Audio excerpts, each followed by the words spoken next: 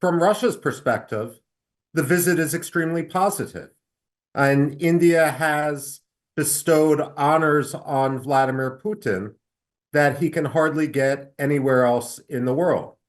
I would actually argue that Donald Trump deserves a Nobel Prize for bringing India and Russia together the way he did.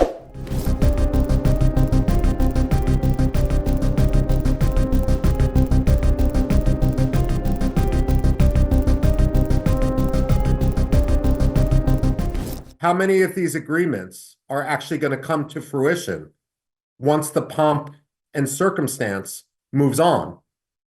And second of all, how much of the decisions being made now are motivated by a true melding of interests?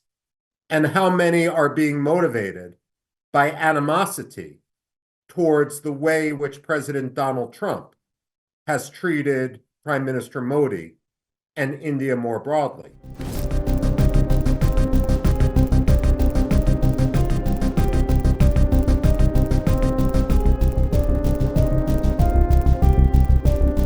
It's being perceived in two different ways. If you're Donald Trump, it's being perceived through the lens of, I told you so, that this embrace of India towards Russia is affirming what Donald Trump wants his spin to be. Because Donald Trump isn't going to admit that he is the one at fault.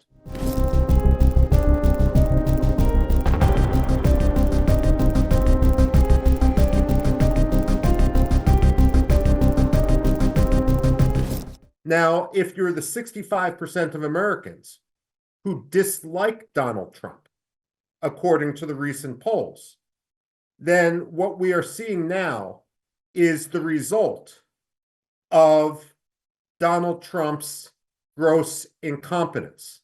Look, a lot of us are still flabbergasted at how Donald Trump has reversed U.S.-India ties. And many people question what motivates Donald Trump.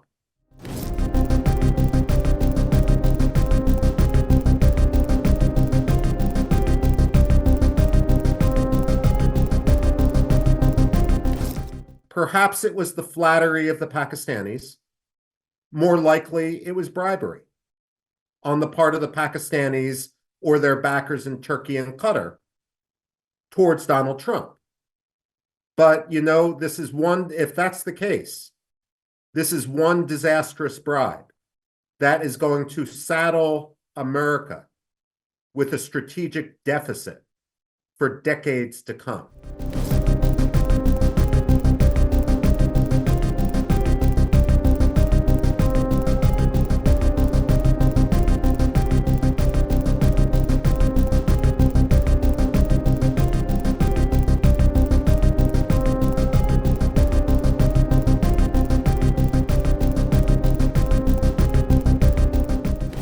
First, the U.S. is being hypocritical because we purchase from Russia.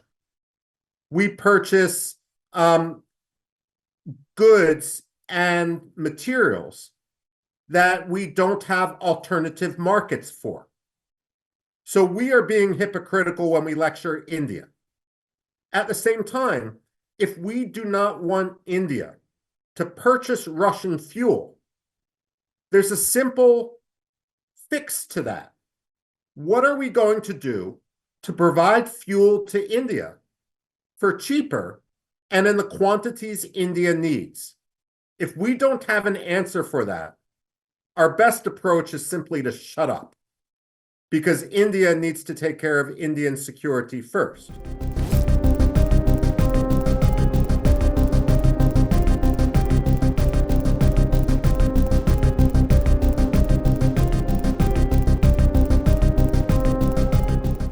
What Americans don't understand is that Prime Minister Modi was elected by Indians to represent Indian interests.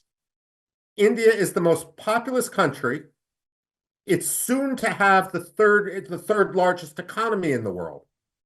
And for that, it needs energy.